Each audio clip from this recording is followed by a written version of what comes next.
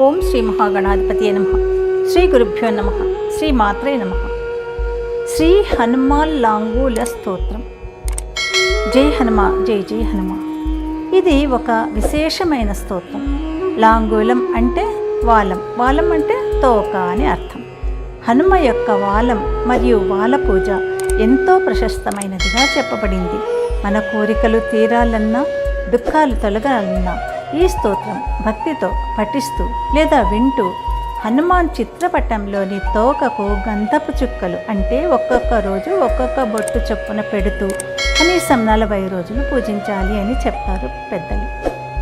అలా అవుతే మన సర్వాభీష్టాలు సిద్ధించి శత్రుభయం అంటూ లేకుండా పోతుందని కూడా పెద్దలు చెప్తున్నారు. శుభమస్తు.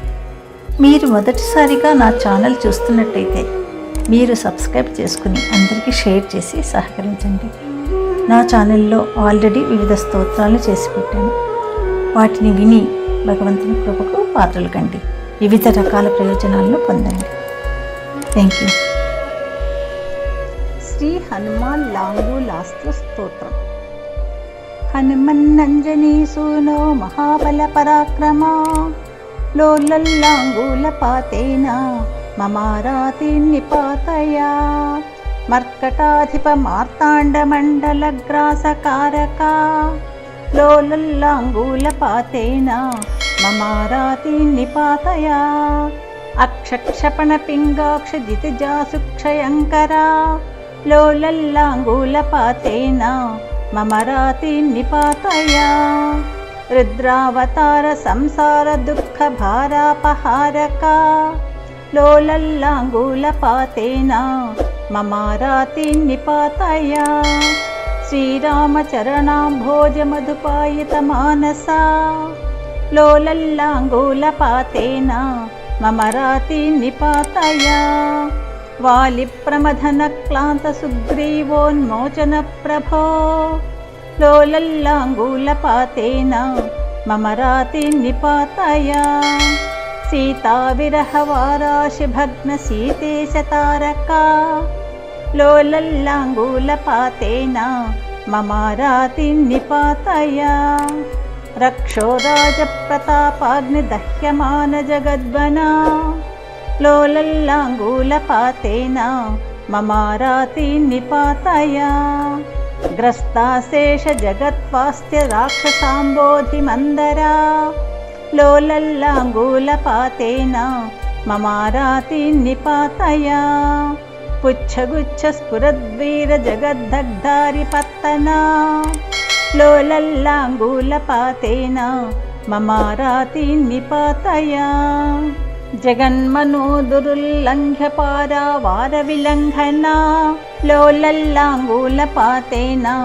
మమారాతి నిపాతయా స్మృతమాత్ర సమస్తేష్ట పూరక ప్రణత ప్రియా లోలల్లాంగూలపాతేన మమారాతి నిపాతయా రాత్రించర తమో రాత్రికృంత నైక వికర్తనా లోలల్లాంగూలపాతేన మమారాతి నిపాతయా జానక్యా జానకీ జానేః ప్రేమ పాత్ర పరంతపా లోలల్లాంగూలపాతేన మమారాతి నిపాతయా భీమాదిక మహావీర వీరావేశావతారకా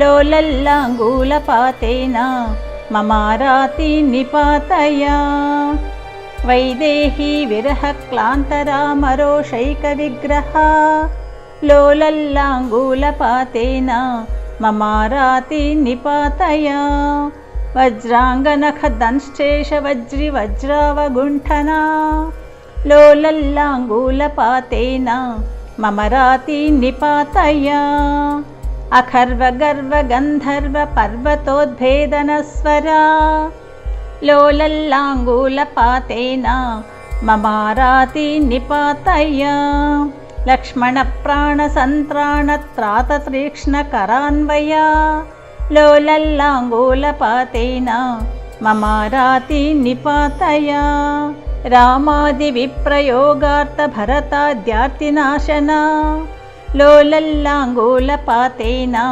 ममाराति निपातय द्रोणाचलसमुत्क्षेपसमुक्षिप्तारिवैभवा लोलल्लाङ्गूलपातेन ममाराति निपातय सीताशीर्वादसम्पन्न समस्तावयवाक्षता लोलल्लाङ्गूलपातेन ममाराति निपातय इत्येवमश्वत्थतलोपविष्टः शत्रुञ्जयं नाम पठेत् स्वयं यः स शीघ्रमेवास्तसमस्तशत्रुः प्रमोदते मारुतजप्रसादात्